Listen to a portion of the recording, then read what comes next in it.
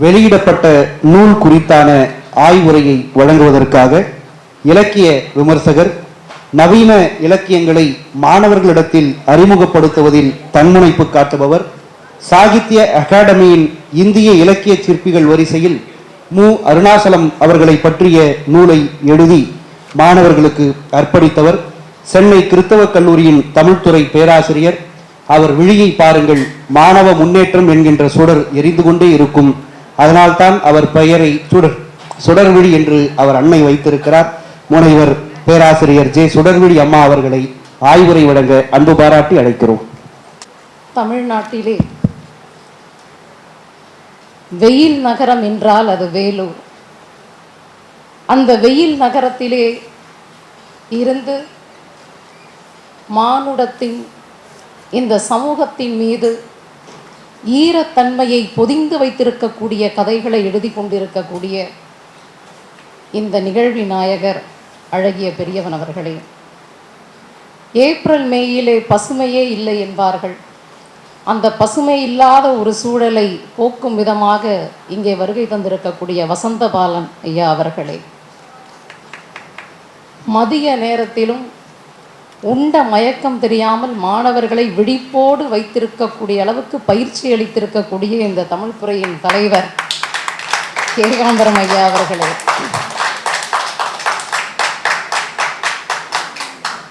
பல கூட்டங்களிலே இருக்கைகள் காலியாக இருப்பதற்கு காரணமாக இருக்கக்கூடிய ஸ்ருதி டிவி தொலைக்காட்சி நிறுவனத்தினரே, மேடையில் அமர்ந்திருக்கக்கூடிய எழுத்தாளர்கள், கவிஞர்கள், இயக்குநர்கள் உள்ளிட்ட தோழர்களே, அருமை மாணவ செல்வங்களே, உங்கள் அனைவருக்கும் என்னுடைய அன்பு கலந்த வணக்கத்தை தெரிவித்துக் கொள்கிறேன்.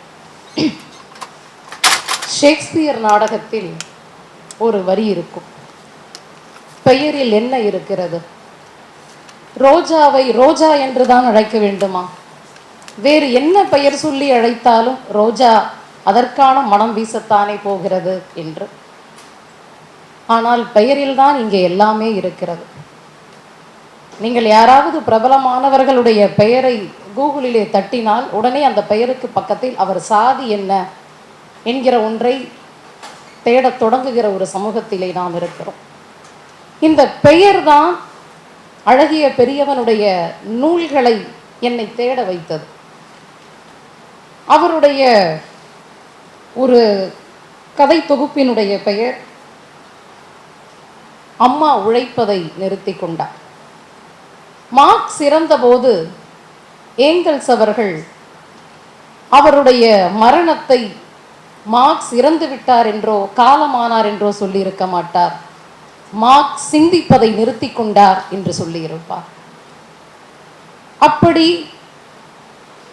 ஒரு கொடுமைக்கார கணவனுக்கு வாழ்க்கைப்பட்டு கொடுமைக்கார கணவனுடைய குடும்பத்தினரால் சித்திரவதைக்கு ஆளாக்கப்பட்ட ஒரு தாய் அந்த கணவனிடமிருந்தும் அந்த குடும்பத்திடமிருந்தும் தப்பித்து தன்னுடைய 4 குழந்தைகளை கொண்டு தன்னுடைய பிறந்த வீட்டிற்கே போய் அவர்களை உடைத்து அவர்களுக்கு படிக்க வைத்து அவர்களை ஆளாக்கி 96 வயது வரை வாழ்ந்த ஒரு தாயினுடைய மரணத்தின் போது அழகிய பெரியவன் இப்படி எழுதுகிறார், அம்மா உழைப்பதை நிறுத்தி கொண்டார் என்று. அந்த அம்மா உழைப்பதை நிறுத்தி கொண்டார் என்கிற அந்த வரிதான் அந்த கதை தொகுதியை என்னை வாசிக்க வைத்தது. அடுத்து ஒரு நாவல் எழுதினார், யாம் சில அரிசி வேண்டினோம். நான் ஒரு தமிழ் ஆசிரியர் என்பதால் இந்த தொடர் சங்க இலக்கியத்தின் புறநானூற்றிலே இருந்து எடுக்கப்பட்டது என்பது எனக்கு தெரியும். சங்க இலக்கியத்திலே ஔவை எழுதிய ஒரு பாடல் இது. அவரும் மற்ற விரலிகளும் ஒரு மன்னனிடத்திலே போய் நாங்கள் சமைத்து சாப்பிடுவதற்கு சில அரிசி வேண்டும் என்று கேட்பார்கள். யாம் சில அரிசி வேண்டினோம். ஆனால் மன்னன் உனக்கு என்ன தேவை என்று அவன் யோசிக்காமல் அவனுடைய தகுதியை அல்லது அவனுடைய கொடைத்தன்மையை பெரிதுபடுத்துவதற்காக யானையை பரிசாக கொடுப்பான். நானே சாப்பிட்றதுக்கு வழி இல்லைன்னா அரிசி வேண்டி நிற்கிறேன், ஆனால் நீ யானையை கொடுக்கிற, அது உன்னுடைய கொடைத்தன்மையை விளக்குவதற்காக. இந்த தொடர் அதிகாரத்திலே இருப்பவர்கள் எனக்கு என்ன வேண்டும் என்பதை கொடுக்காமல் அவனுடைய அதிகாரத்தை காட்டுவதற்காக, அவனுடைய கொடைத்தன்மையை விளம்பரப்படுத்திக் கொள்வதற்காக எவ்வளவு பொருத்தமான ஒரு மரபை கொண்டு வந்து நவீனத்தோடு இணைக்கிற அந்த தன்மை இருக்கிறது இல்லையா? அவரை பார்த்தாலே தெரிகிறது. இன்றைக்கு ஒரு 40 ஆண்டுகளாக எழுதி கொண்டிருக்கிற ஒருவருடைய உடை இருக்கிறது இல்லையா? ஒரு மரபார்ந்த ஒருவர் ஒரு நவீன உடை, நவீன படைப்புகளை படைக்கின்ற வேளையில் அவரை எப்படி நம் மரபுக்கும் நவீனத்திற்குமான ஒரு இழையாக பாலமாக அவர் இருந்து கொண்டிருக்கிறார். இந்த கதை பெயர்கள் மட்டும் கிடையாது. இந்த நிகழ்ச்சிக்காக என்னை அவர் அழைத்த போது அவருடைய எண் என்னிடத்திலே இல்லை. ட்ரூ காலரிலே அரவிந்தன் என்று பெயர் வந்தது. நான் தெரியாத பெயராக இருந்தால் எடுக்கவே மாட்டேன், தெரிஞ்ச பெயராக இருந்தாலும் எடுக்க மாட்டேன். தெரியாத பெயர், அதுவும் எங்களுக்கு ஒரு 20 ஆண்டு கால கல்லூரி ஆசிரியர் அனுபவம்ன்றதுனால நிறைய பழைய மாணவர்கள் பண்ணுவாங்க. எங்கேயாவது அவங்ககிட்ட எந்த ஸ்டூடெண்ட்டாவது டவுட்டு கேட்பான், உடனே எங்களுக்கு ஃபோன் அடிக்கிறது, மேம் மரத்துக்கு எப்படிம்மா மத்து சாரியை வந்தது, ஏதோ ஒரு இப்படி கூட்டத்தில் உட்காந்துருப்போம், உடனே அவன் கேட்பான். திடீர்னு என்னடா டவுட்டு, இல்லை மேம் பசங்க கேட்குறாங்க, படிக்கிற நேரத்தில் படிக்கலை, இப்போ டவுட்டு கேட்கும் போது இப்படி நிறைய அழைப்புகள் வரும். அதனால் நான் யோசிக்கிறேன் எந்த அரவிந்தன் அப்படின்னு ஒன்றா யோசிக்கும் போது எனக்கு தெரியல. அப்புறம் பரிசல் தோழர் அழைச்சாரு, அழகிய பெரியவன் சார் உங்களை கூப்பிட்டுருந்தாரா, நீங்கள் எடுக்கலையா அப்படின்னு சொன்னார். அப்போ தான் நான் இவருக்கு அரவிந்தன் ஒரு பேர் இருக்கா அப்படின்னு போய் நான் தேட ஆரம்பித்தேன். எனக்கு அது வரைக்கும் தெரியாது உண்மையாகவே. எனக்கு அப்போ ஒரு சுவாரஸ்யமான இன்னொரு தகவல் கிடைத்தது. அந்த அரவிந்தன் என்று வைக்கப்பட்ட பெயர், அந்த பெயர் கூட ஒரு இலக்கியத்தினுடைய கதைமாந்தருடைய பெயர்.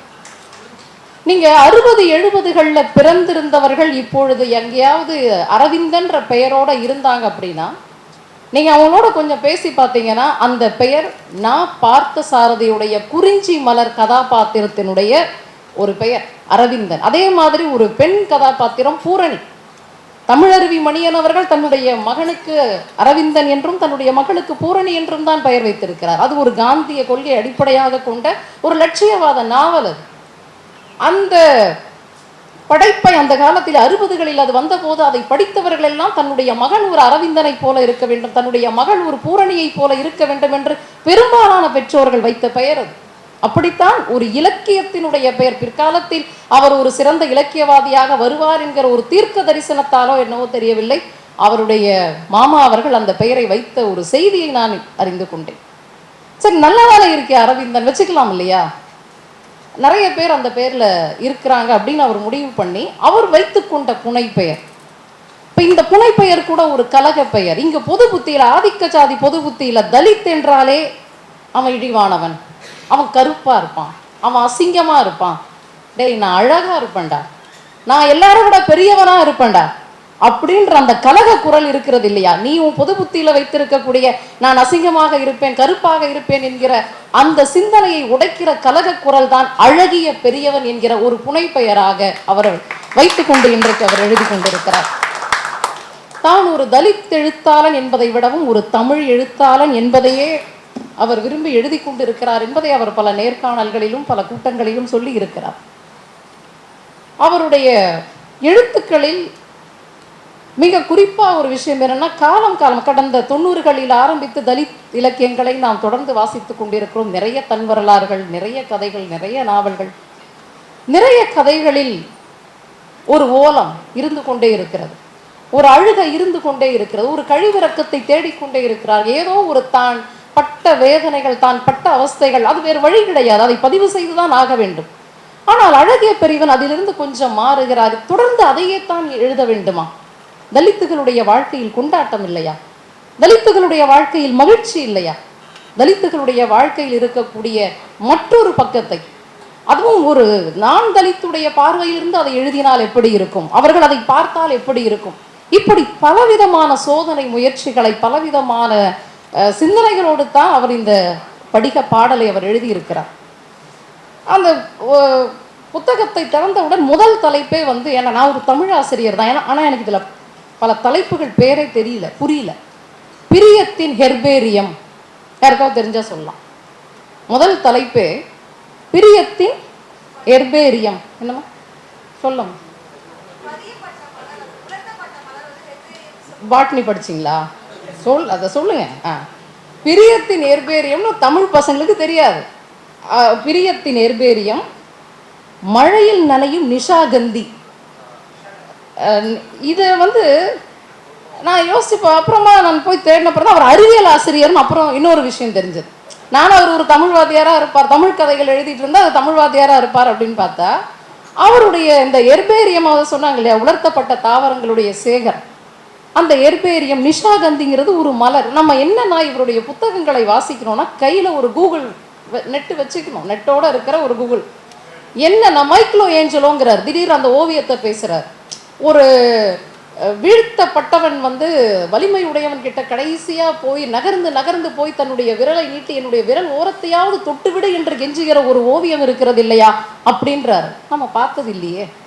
இப்போ இந்த ஓவியம் எனக்கு புரிஞ்சாதான் ஒரு பஸ் ஸ்டாண்டு, ஒரு பஸ் ஸ்டாப் வந்து அவர் எழுதுறாரு, இந்த பெருவிரலையும் சுட்டு விரலையும் விரித்து வைத்தது போன்ற ஒரு தூண் அப்படிங்கிறார். அந்த பஸ் ஸ்டாப்புடைய தூண் எப்படி இருக்குன்னா பெருவிரலையும் சுட்டு விரலையும் நான் இப்படி வச்சு வச்சு பார்க்குறேன், எல்லா ஆங்கிள்லையும் வச்சு பார்க்குறேன், எப்படி அந்த தூண் இருக்கும். ஏன்னா அவர் எழுதினது அந்த அந்த கதை ஏறக்குறைய 90களுடைய கதை, அது பீரியட் அதில் இருக்குது. நானும் கூகுளில் இப்படி ஒரு பஸ் ஸ்டாப்புடைய தூண் எப்படி இருக்கும், எனக்கு எல்லாமே மாறி போச்சு. அந்த பதிவுகளோடு அவர் ஒரு விஷயத்தையும் ஊமையும் கொண்டு வராரு பார்த்தீங்களா. இது வந்து அப்போ இந்த கதைகளை ஒட்டுமொத்தமாக படிக்கும் போது யார் எழுதின கதை என்றால் ஒரு அறிவியல் ஆசிரியர் அதற்குள் இருக்கிறார், ஒரு தேர்ந்த மொழியை கையாளக்கூடிய ஒரு கவிஞர் அதற்குள் இருக்கிறார், இயற்கை ஆர்வலர் அதற்குள் இருக்கிறார். தொடர்ந்து ஆறுகளை, தொடர்ந்து பறவைகளுடைய ஒலிகளை, தொடர்ந்து இயற்கையை தான் வாழக்கூடிய மண்ணை பேசிக்கிட்டே இருக்கிறார். அவர் ஒரு தொடர் சொல்லும்போது சொன்னார், இதையெல்லாம் இந்த லேண்ட்ஸ்கேப்பை ஃபோட்டோவாக இருந்தால் நல்லா இருக்கும். உண்மையாகவே அந்த கதைகளில் இருக்கக்கூடிய அந்த நில அமைப்புகள் நமக்கு தெரியாது. ஒரு வேலூர் பக்கத்தில் இருக்கக்கூடிய தொடர்ந்து அந்த அங்கே இயங்கிட்டு இருக்கக்கூடிய காலனி தொழிற்சாலைகள் உள்ளே வந்துக்கிட்டே இருக்கு. அங்கே இருக்கக்கூடிய கிழக்கு தொடர்ச்சி மலையின் அடிவாரத்தினுடைய பகுதியில் அங்கே என்ன பறவைகள் இருக்கும். நீங்கள் வந்து பார்த்தீங்கன்னா இதுதான் நான் திரும்பவும் ஒரு தமிழ் ஆசிரியராக இருக்கிறதுனால ஒரு சங்க இலக்கியத்தினுடைய ஸ்டைல்னு ஒன்று இருக்குது. சங்க இலக்கியத்தில் கருப்பொருள் என்பது மிக முக்கியமான விஷயம். நீங்கள் ஒரு குறிஞ்சித்திணை எழுதும் பொழுது குறிஞ்சித்திணையில் என்ன பறவை இருக்கும், என்ன மரம் இருக்கும், என்ன விலங்கு இருக்கும் அப்படிங்கிற அந்த கான்செப்ட் தெரியாமல் ஒரு புலவன் எழுத முடியாது. அப்போ இங்கேயும் இவர் என்ன பண்ணுறார் அப்படின்னா, தான் எந்த மண்ணில் வாழ்கிறோமோ அந்த மண்ணுக்கான, சும்மா பறவைகளை ரூமில் உட்காந்துட்டு எழுதிட்டு இருக்கிறது இல்லை, ஒரு மரத்தை அப்படியே ரூமில் உட்காந்து எழுதிட்டு இருக்க மாதிரி அவர் எழுதுகிற அந்த வர்ணனைகள் பாருங்க. பள்ளி மைதானத்தில் மறைந்திருந்த வெயில் திரவமாகி பள்ளி மைதானத்தில் உறைந்திருந்த வெயில் திரவமாகி தழும்புவதற்கேற்ப தமிழாசிரியர் குரல் உடைந்து தழும்புகிறது. வெயில் தழும்போம் அப்படிங்கிற ஒரு விஷயம் வந்து வேற வட்டாரத்தில் இருக்கிற யாரும் இப்படி எழுத முடியுமான்னு எனக்கு தெரியல. வெயில் வந்து உறைந்து எப்படி தழும்புகிறதோ ஒரு ஆசிரியர் கடைசி நேரத்தில் தழும்புகிறார். அவர் இவ்வளோ நேரம் செஞ்சதெல்லாம் தப்புன்னு உணர்ற ஒரு இடம் வந்து அது எப்படி இருக்கிறது என்றால் அப்படியே பக்கத்தில் அந்த ஸ்கூலுடைய கிரவுண்டில் எப்படி வெயில் தழும்புகிறதோ அப்படி அவர் உடைந்து தழும்புகிறார். மேகங்கள் நெருங்கி சேர்ந்து சூரியனை பிடித்து கொள்ள மழை படிக இழைகளால் முரட்டு ஜமுக்காலத்தை நெய்து பூமியின் மேல் போர்த்தியது. வெயிலை மட்டும் எழுதவில்லை, அவர் மழையையும் எழுதுகிறார். ஆளின் உலர்ந்த இலை ஒன்று சிமிரில் இருந்து காம்பு பிரிந்து அந்த வெளியில் அசைந்தாடி மண்ணில் விழுந்து தவித்து அடங்கியது. உடனே காற்று ஓடி வந்து அதனை சீண்டி குதுகலித்தது. ஆளிலை எஞ்சி புரண்டது. ஆற்றின் வெள்ளத்தில் வேர்களை ஊடுருவ விட்டபடி கரையில் நிற்கும் ஒற்றை புளிய மரம். இப்போ இந்த வர்ணனைகள் இருக்கு பார்த்தீங்களா. ஆற்றின் வெள்ளத்தில் வேர்களை ஊடுருவ விட்டபடி கரையில் நிற்கும் ஒற்றை புளிய மரம்னு ஒரு காட்சி எழுதுறார். இப்போ நீங்கள் சங்க இலக்கியத்தில் பார்த்தீங்க அப்படின்னா அவன் சொல்லுகிற மரமோ அல்லது அவன் சொல்லுகிற மற்ற வர்ணனைகளோ அந்த நிகழ்வுக்கு தொடர்பில்லாததாக இருக்காது. நீங்கள் வந்து ஒரு குறுந்தொகை பாட்டு இருக்கு, அந்த பாட்டில் தலைவன் வந்து தலைவியை விட்டுட்டு பறத்தை கிட்ட போயிடுறான். போனதற்கு பிறகு தலைவி வந்து பறத்தையை திட்டுறா, நான் வந்து என்னுடைய கணவனோட இவ்வளோ நல்லா வாழ்ந்துட்டு இருக்கிறேன், அவளுக்கு வந்து என்ன ஆச்சு, அவனுடைய எப்படி ஒரு மனைவி திட்டிருப்பான்னு நீங்கள் தெரிஞ்சுக்கலாம். அவள் வந்து என்னுடைய புருஷனை மயக்கிட்டா, இப்படி இழுத்துக்கிட்டா, என்னென்னமோ அந்த பறத்தையை திட்டுறா. இந்த பறத்தையை திட்டுற விஷயத்த அக்கம் பக்கத்தில் இருக்கிறவங்க பறத்தை கிட்ட போய் சொல்லிட்டாங்க, நீ அவள் புருஷனை வச்சிருக்கிறதா அவள் திட்டிகிட்டு இருக்கிறா உன்னை அப்படின்னு போய் அங்கே போட்டு கொடுத்துட்டாங்க. இப்போ பறத்தை சொல்ற மாதிரி ஒரு பாட்டு சங்க இலக்கியத்தில் இருக்கு. பறத்தை பேசுகிறான். அவன் என்ன பேசுறா, தலைவனே அப்படின்னு சொல்லணும், அவ்வளோதான், தலைவனேன்னு அட்ரஸ் பண்ணணும். ஆனால் தலைவனேன்னு சொல்றதுக்கு வெறும் தலைவனேன்னு சொல்லாம அவ என்ன மாதிரி ஒரு காட்சி விவரணையோடு அட்ரஸ் பண்றா அப்படின்னா, மருத இடம், ஊடல் இருக்கு இல்லையா, மருத நிலம், வயல் சார்ந்த இடம். வயல்வெளியில நிறைய தண்ணீர் இருக்கிறது, வயல்ல நிறைய தண்ணி இருக்கு, அந்த தண்ணியில நிறைய வாழை மீன்கள் இருக்கிறது. அந்த வயல்வெளியினுடைய கரை ஓரங்கள்ல மாமரம் இருக்கிறது. அந்த மாமரத்தில் மாம்பழம் பழுத்து இருக்கிறது. பழுத்த மாம்பழம் கீழே விழுகிறது. விழுகிற மாம்பழத்தை வயலில் இருக்கிற வாழை மீன் கவ்வி பிடிக்கிறது. இப்படி ஒரு காட்சி. இதையெல்லாம் சொல்லிட்டு இப்படிப்பட்ட மருத நிலத்துக்கு தலைவனே அப்படின்றான். வெறும் தலைவனேன்னு சொல்லல, இப்படி வயல்வெளி, வயல்வெளியிலே நீர் இருக்கிறது, நீரிலே வாழை மீன் இருக்கிறது, கரையோரத்திலே மாமரம் இருக்கிறது, மாமரத்திலே மாம்பழம் விழுகிறது, அப்படி விழுகிற மீனை கவ்வி பிடிக்கிற வாழை மீன்கள் இருக்கக்கூடிய இடத்தின் தலைவனே. இதை ஏன் சொல்லணும்? இதை ஏன் சொல்லணும் அப்படின்னா, இதுக்குள்ள ஒரு விஷயம் இருக்கு. அவ என்ன சொல்ல வரா? பரத்தை, நான் வாழை மீன், உன் வீட்டுக்காரன் யார் அப்படின்னா மாம்பழம், அந்த மரத்துல இருக்கிற மாம்பழம். உன் மாம்பழம் தான் வந்து என் வாயில விழுந்ததை தவிர நானா மரத்தை பிடிச்சி ஆட்டி என்ன பண்ணல, இந்த பழம் தான் எனக்கு வேணும்னு சொல்லலை. நான் பாட்டுன்னு சிவனேன்னு அந்த வயல்ல இருந்தேன், வந்து விழுந்தது, நான் பிடிச்சிக்கிட்டேன். நான் பிடிக்கலன்னா என்ன இருக்கும், இன்னொரு வாழை மீன் பிடிச்சிட்டு போயிருக்கும். இப்போ இவ்வளவு அந்த விஷயங்கள் இருக்கு இல்லையா, அங்கே எதுக்கு ஒரு மாமரம் வரணும், எதுக்கு ஒரு வயல் வரணும், எதுக்கு ஒரு மீன் வரணும் அப்படின்னா, இவ்வளவும் அந்த கதையோடு தொடர்புடையது, அந்த நிகழ்வோடு தொடர்புடையது. இங்கேயும் இவர் வந்து சொல்ற, ஆற்றின் வெள்ளத்தில் வேர்களை ஊடுருவ விட்டபடி கரையில் நிற்கிறது ஒரு ஒற்றை புளிய மரம், அதன் அடியில் தான் அந்த ஒரு கதை தலைவன் உட்கார்ந்து இருக்கிறான். இதை ஏன் சொல்லணும் அப்படின்னா, இங்க தொடங்கும் போது கால நகை அப்படிங்கிற ஒரு கதையை பற்றி சொன்னார்கள். ஒரு கிளி ஜோசியக்காரனுடைய கதை. அந்த கிளி ஜோசியக்காரன் முதலாக இப்படிதான் கிளி ஜோசியம் சொல்றவன் ஊருக்கெல்லாம் அவன் ஜோசியம் சொல்லுவான் அப்படின்னு தான் நம்ம கேள்விப்பட்டிருப்போம். இவர் சொல்லுகிறார், அவன் காலத்தை விற்று கொண்டிருக்கிறான், காலத்தை விற்கிறான். அந்த காலத்தை ஒருத்தருக்கிட்டேயா ஜோசியம் சொல்லி அவன் வந்து ஒரு கிளி குண்டை தூக்கிட்டு அப்படியே பயணப்பட்டு இருக்கான். ஒருத்தனுக்கும் அவன் காலம் சொல்லுகிறான். ஒருவனுக்கு அவனுடைய காலத்தை, உன் இத்தனை கண்டத்தை தப்பிச்சுட்ட, நீ இப்படி இருக்கிற, உனக்கு குரு இந்த இடத்துல இருக்கு, எல்லாம் பிரச்சனையும் முடிஞ்சிருச்சு எல்லாம் சொல்லிட்டு அவன் ஒரு 20 ரூபாய் பெற்றுக்கொண்டு ஒரு ஆற்றங்கரையில் இந்த ஒற்றை புளிய மரத்தில், அதை வேர்களை ஆற்றுக்குள் விட்டு அந்த ஒற்றை புளிய மரத்தடியில் உட்கார்ந்துருக்கிறான். அவனுக்கு ஒரு கைபேசி அழைப்பு வருகிறது. நம்ம வீட்டை வந்து நேற்று பெஞ்ச மழை எல்லாத்தையும் அடிச்சுன்னு போய் நானும் புள்ளைய நிர்கதியா தனியா நிற்கிறோம் அப்படின்னு ஒரு முடிவில் ஒரு விஷயம் வருது. அவன் எல்லாவற்றையும் அந்த ஆற்றில் தான் வச்சிருந்த கிளி கூண்டு, ஃபோன் எல்லாத்தையும் விட்டுட்டு அப்படியே நிற்கிறான். இது இந்த கதை தலைப்பே கூட எனக்கு, நான் அவருடைய ஒன்னொன்னுமே சொல்லணும் அப்படின்னா நான் 1 மணி நேரம் பேசலாம். கால நகை, காலம் அவனை பார்த்து நகைத்ததா அப்படின்னு நான் புரிஞ்சுக்கிறதா, அல்லது அவனுடைய மனைவி அந்த கதையில நகை வியாபாரம் செய்கிறார், கவரிங் நகை வியாபாரம் செய்கிறார். அந்த கவரிங் நகை வியாபாரம் செய்யக்கூடிய இடத்துல அவர் எழுதுகிற அந்த வரிகள் வந்து, அந்த பெண் தன்னுடைய தலையில் இருக்கிற பொதியை பிரித்தால் குழந்தை சூரியனுக்கு கண்கள் கூசும், சூரியனுக்கு கண்கள் கூசும் இல்லை, குழந்தை சூரியன், அப்போதுதான் வருகின்ற சூரியன், அந்த சூரியனுக்கு கண்கள் கூசும் அவள் இருக்கக்கூடிய நகை. அந்த கிளியனுடைய சிறகுகள் வெட்டப்பட்டதை சிறகுகள் வெட்டிய கிளியன் அவர் எழுதல, விடுதலை வெட்டப்பட்ட அந்த சின்னஞ்சிறு கிளி அப்படின்னு எழுதுறார். இந்த சொல் பிரயோகம் இருக்கிறது இல்லையா, இது வந்து அதுதான் சொன்ன, ஒரு தேர்ந்த கவிஞர் எப்படி எழுதுவாரோ ஒரு கவிதையா இருக்கு நமக்கு வந்து. ஆனா இது ஒரு கவிதையா இருக்கு அப்படிங்கிறதுனால அது நமக்கு ஒரு விலகல் தன்மையோ அல்லது நமக்கு பிடிப்படாமலோ போகிற மாதிரி இருக்கு. கவிதை மொழியில் இருக்கிறது, இன்னும் நாம் அதில் மொழியில் தேர்ச்சி பெறுவதற்கு, அதை வாசிப்பதற்கு சுவையுடையதாக, சுவாரஸ்யம் உடையதாகத்தான் இருக்கு. அதுக்கு பிறகு அவரை பற்றி சொல்லணும் அப்படின்னா, நான் அவரை வந்து ஒரு எழுத்தாளன் அப்படின்னு சொல்கிறத விட ஒரு எழுத்து கலைஞன் அப்படின்னு சொல்லுவேன்.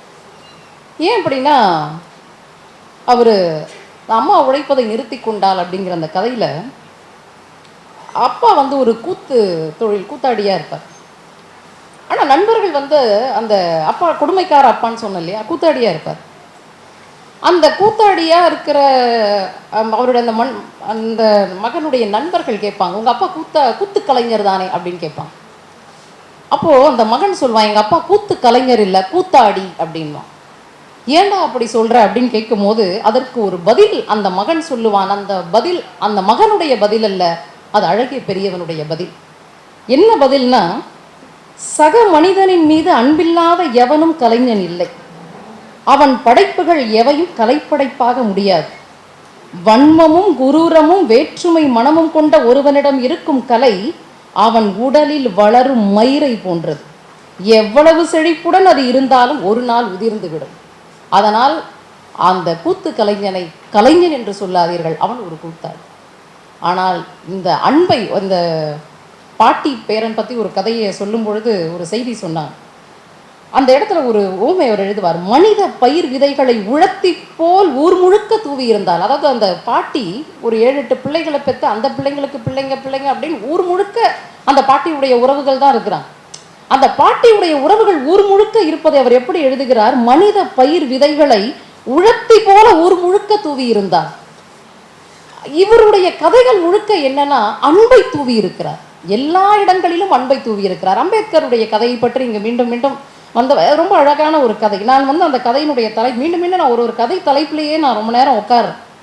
இந்த என்ன தலைப்பு அவர் வச்சிருக்கிறார் அப்படின்னா, 8ஆம் வகுப்பு ஆ பிரிவில் ஓர் தமிழாசிரியர். தமிழை தப்பு இல்லாமல் எழுதணும், தமிழாசிரியர் இல்லையா, ஒரு தமிழாசிரியர் எழுதுனா தப்பு கண்டுபிடிச்சிருவாங்க. ஓர் தமிழாசிரியர், தமிழாசிரியருக்கு உள்ள என்ன இருக்குன்றது 2வது விஷயம், தப்பு இல்லாமல் இருக்கா, ஓர் சரியா இருக்கு, அவ்வளோதான். 8ஆம் வகுப்புன்னு ஏன் போட்டார்? நமக்கு நான் முத்துக்குமாருடைய ஒரு கவிதை தெரியும், 5ஆம் வகுப்பு ஆ பிரிவு அப்படின்னு ஒரு பிரபலமான. நான் அப்போ ஏன் 8ஆம் வகுப்புன்னு போட்டார்னா, சும்மாலாம் போடலை. 8ஆம் வகுப்பு புக்கை நான் PDF டவுன்லோட் பண்ணி பார்த்தேன். 8ஆம் வகுப்புல தான் இந்த அம்பேத்கர் பாடம் இருக்கு. சும்மா அவர் எதையுமே ஒர்க் பண்ணாமல் எழுதலை. ஒரு 7ஆம் வகுப்பு போட்டிருக்கலாம், 5ஆம் வகுப்பு போட்டிருக்கலாம், அப்படியெல்லாம் அவர் பண்ணலை. 8ஆம் வகுப்பு புக்கில் பசங்க சொல்றது 9வது பாடம். நம்ம நீங்கள் எல்லாமே கிராஸ் செக் பண்ணிக்கலாம். எதுவும் போகிற போக்கில் அவர் எழுதலை. 8ஆம் வகுப்பு ஆ பிரிவில் ஒரு தமிழாசிரியர். ரொம்ப அழகாக ஏகாம்பரம் ஐயா அதை தொடங்கி வச்சார்.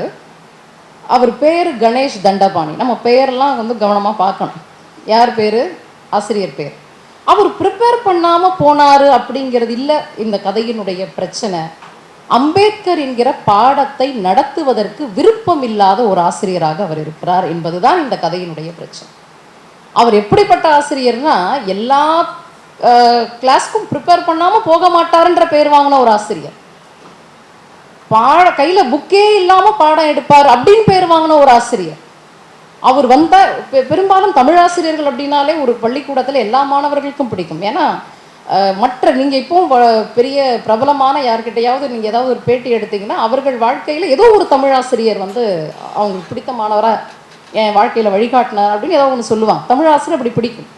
இவர் ஓய்வறையில் இருக்கும்பொழுது அடுத்த வகுப்புக்கான பாடம் தொடங்கிறதுக்கு முன்னாடி மாணவர்கள் கூப்பிடுறதுக்கு ஓடுறாங்க. அப்படி கூப்பிடுறதுக்கு ஓடும் போதே கிளாஸ்க்குள்ள ஒரு ஆர்வமாக இருக்குது. இன்னைக்கு என்ன பாடம்? சட்டமேதை அம்பேத்கர். மாணவர்கள் ஏதோ ஒன்று இன்னைக்கு பெற்றுக்கொள்ள வேண்டும் என்கிற ஆர்வத்தில் துடித்துடிப்போடு இருக்கிறார்கள். ஆனால் அவர் உடனே அந்த பாடம் பார்த்த உடனே அவருக்கு ஒரு மாணவியை கூப்பிட்டு போர்டில் எழுத சொல்கிறார். பேரை எழுது, தலைப்பு, பாடத்தினுடைய தலைப்பு. அப்போ ஒரு மாணவி கேட்குறா, எல்லா பேரும் நீங்கள் தானே சார் எழுதுவீங்க, ரொம்ப அழகாக ஸ்டைலாக எழுதுவீங்களே சார் எல்லா பாடத்தினுடைய தலைப்பும், இந்த தலைப்பு நீங்களே எழுதுங்க. அவருக்கு எழுத பிடிக்கலைன்றது தான் உண்மை. அம்பேத்கர் பெயரை அவர் கையால் போர்டில் எழுதுறதுக்கு பிடிக்கலை. அப்போது சமாளிக்கணும் இல்லையா? நானே எழுதிட்டு இருந்தா எப்படி, நீங்கள்லாம் ஒழுங்காக எழுதுறீங்களா அப்படின்னு பார்க்கணும் இல்லையா அப்படின்னு சமாளிச்சுட்டு அந்த பெண் எழுதுகிறார். ஆனால் அவருக்கு அதை நடத்த பிடிக்கலை. சரி, எல்லாம் படிச்சுட்டு ஏதாவது கேள்வி இருந்தால் கேளுங்க. அப்போ தான் ஐயா சொன்ன மாதிரி சட்டமேதைனா என்ன, தீண்டாமைனா என்ன, ஜாதினா என்ன அப்படின்னு ஒருத்தராக கேள்வி கேட்க ஆரம்பிக்க அவருக்கு எல்லாம் மூடி வைங்க, எடுத்து வைங்க, வேறு பாடத்தை நேற்று கொடுத்த பாடத்தை எழுதுனீங்களா அப்படின்னு அந்த பாடத்தை ஒரு மாதிரி ஸ்கிப் பண்ணிவிட்டு அப்படியே டிபார்ட்மெண்ட்டுக்கு வராரு. வரும்போது அவரை கூப்பிட்டு அந்த சின்ன பையன் வரான். சார், நம்ம லைப்ரரியில் அம்பேத்கர் பற்றி படக்கதை புக்கெல்லாம் இருக்குது, அதெல்லாம் படிச்சிருக்கீங்களா அப்படின்னு ஒரு கேள்வி கேட்குறான். இப்போ தான் அவருக்கு உறுத்துது. பசங்க வளர்ந்துட்டாங்க, இப்போ கேள்வி கேட்க ஆரம்பிக்கிறாங்க பசங்க. இதுக்கு முன்னாடி நம்ம சொன்னதை கேட்பானுங்க, அவ்வளோதான். இன்றைக்கி நம்ம நடத்தலைங்கிறது அவனுக்கு தெரியுது. அவன் கேள்வி கேட்குறான், நம்ம ஒழுங்காக பதில் சொல்லன்றது தெரியுது. அவன் கூட ஒரு கேள்வி கேட்குறான், நீங்கள் அதெல்லாம் படிச்சிருக்கீங்களா அப்படின்னு கேட்குறான். இதையெல்லாம் கேட்டுட்டு அதற்கு பிறகு அடுத்து ஒரு பயிற்சி வகுப்பு நடக்கும். அவருக்குள்ள உறுத்தல் இருக்குது. அந்த பயிற்சி வகுப்பில் ஒரு செய்தி சொல்லப்படுகிறது. நீங்கள் எந்த பாடம் எடுக்கிறீங்களோ அதை ஒரு 2 நிமிஷம் படிங்க, ஒரு அரை மணி நேரம் படிங்க.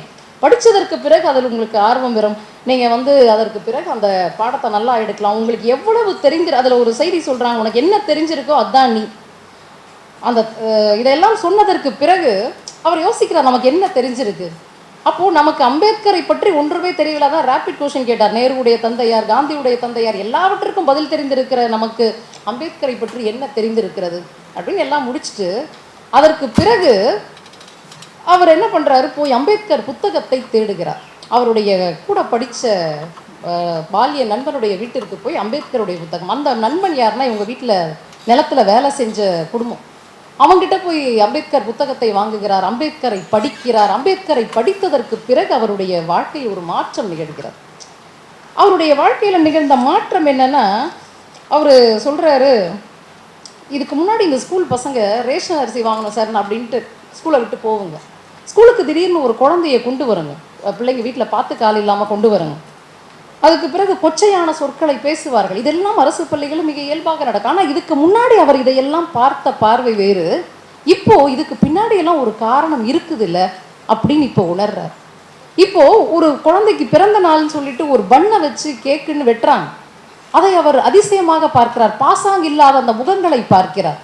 இப்படி அம்பேத்கருடைய நூலை படித்ததற்கு பிறகு அவர் வந்து ஒரு ஒரு குறிப்பாக சில இடங்களில் சொல்வார். அவர் ஒரு மலையடி வாரத்தை நடக்கும்போது தவறுவார். அப்போ அந்த பையன் சொல்லுவான், சார் கீழே பார்த்து நடங்க சார். இந்த கீழே பார்த்து நடங்கன்னு அவன் சொல்கிறது அவருக்கு வேற மாதிரி புரியுது. நாம் இது வரைக்கும் என்ன பண்ணலைன்னா கீழே பார்க்கவே இல்லை. நாம் மலையடி வாரத்தில் மேலே நின்றுட்டு நாம் ஒரு எவ்வளோ காதில் ஹெட்ஃபோன் வச்சுக்கிட்டு ஒரு சந்தோஷமாக இருக்கிறாரு. ஆனால் கீழே பார்த்தா அவ்வளவு ஓலங்கள் இருக்கிறது, அவ்வளவு அழுகை இருக்குது, நாம் கீழே பார்க்கவே இல்லையே அப்படிங்கிறது அப்போ தான் உணர்றார். ஆக்சுவலாக இந்த கதையை வந்து அவர் அம்பேத்கர் பாடத்தை நடத்தாததால் அவரை வந்து ஒரு வில்லனா ஆசிரியர் காட்டணும்னு நினச்சா காட்டியிருந்துருக்கலாம். அம்பேத்கர் பேரை எழுதாமல், அம்பேத்கர் பற்றி நடத்தாமல். ஆனால் அவர் அதை பண்ணலை. எல்லோரும் அம்பேத்கரை நோக்கி வர வேண்டும் என்பதுதான் எழுத்தாளருடைய ஆர்வமாக, நோக்கமாக இருந்திருக்கிறது. அது நீங்கள் அடுத்தடுத்த கதைகள், நான் இன்னும் 2 கதைகளை வைத்திருந்தேன், நோட்டீஸ் கொடுத்துட்டாங்க. அடுத்த கதை இன்னும் அது முழுக்க முழுக்க ஒரு குடும்பத்தில் அம்மாவினுடைய அன்பு, அப்பாவினுடைய அன்பு, ஒரு பால்ய நண்பனுடைய அன்பு, ஒரு ரேகிங்லேருந்து ஒரு தப்பிப்பதற்கு இசைஞானி இளையராஜாவினுடைய பாடல் எவ்வளவு காரணமாக இருக்கிறது. நான் உண்மையாக கடைசியாக ஒரு செய்தியை மட்டும் சொல்லணும். இந்த அண்மையில் வந்து பாரதி ராஜா அவர்களுடைய மகன் இறந்து போன போது கங்கை அமரன் அவர்கள் சிறு பொன்மணி அசையும் அப்படின்னு ஒரு பாடலை பாடி அவரை வந்து ஆறுதல் படுத்தி இருக்கிற ஒரு காட்சி வந்து வைரலானது. இந்த காட்சியை நான் பார்த்துட்டு நான் ரொம்ப வியப்பாக இருந்தேன். எவ்வளவு அழகாக வந்து ஒரு மரண வீட்டில் போய் மரணத்தை பற்றி எதுவும் பேசாமல் தாங்கள் இசையமைத்த பாடல், தாங்கள் எழுதிய பாடல், அதுவும் அந்த சிறு பொன்மணி அசை, இதையெல்லாம் இதை பார்த்துட்டு அன்று இரவு தான் நான் வந்து அந்த கடைசி கதையை படிக்கிறேன். அந்த கதையினுடைய தலைப்பு பெயர் வந்து என்னங்க, வாழ்க்கை உயிர் பெற பாடு. அந்த கட்டாயம் நீங்கள் அந்த கதையை படிக்கணும். அதை படிக்கும் போது அங்கே வந்து இந்த 2 நண்பர்கள் உரையாடும் பொழுது கங்கை அமரன் எழுதிய பாடலை பற்றி உரையாடி கொண்டிருக்கிறார்கள். அதில் இந்த சிறு பொன்மணி அசையும் அப்படிங்கிற பாடல் அது அப்படியே வருது. எனக்கு உண்மையாகவே இது வந்து எப்படி இவ்வளோ ஒரு தற்செயலாக நடக்குது. நாம் அப்போ தான் வந்து அந்த சிறு பொன்மணி அசையும் பார்க்க திரும்ப கங்கை அமரன் ஒரு 2 மாணவர்கள் சேர்ந்து இசையை பற்றியெல்லாம் உரையாடி கொண்டு, எழுத்தாளர்களை பற்றி உரையாடி கொண்டு, இந்த ஒரு அற்புதமான உலகம் இருக்கிறது இல்லையா, இந்த உலகம் ஒரு 90களில் எவ்வளவு அழகாக இருக்கிறது என்பதை சாத்தியப்படுத்திய ஒரு கதை அந்த கதை. இப்படி அவருடைய கதைகளை சொல்லிக்கொண்டே போகலாம். கட்டாயம் மாணவர்களாகிய நீங்கள் வாங்கி வாசிக்க வேண்டும். ஒரு சுற்றுச்சூழல் ஆய்வுகளை செய்வதற்கு அல்லது ஒரு குறிப்பிட்ட காலகட்டம், ஒரு குறிப்பிட்ட வட்டார மொழி ஆய்வு செய்வதற்கெல்லாம் மிக பயனுடைய ஒரு நூல் என்பதை சொல்லிக்கொண்டு வாய்ப்புக்கு நன்றி பாராட்டி விடைபெறும். தெரிந்த கருத்துக்களை அல்ல, தெளிந்த கருத்துக்களை தன்னுடைய ஆய்வுரையாக தந்த அம்மா அவர்களுக்கு நன்றி.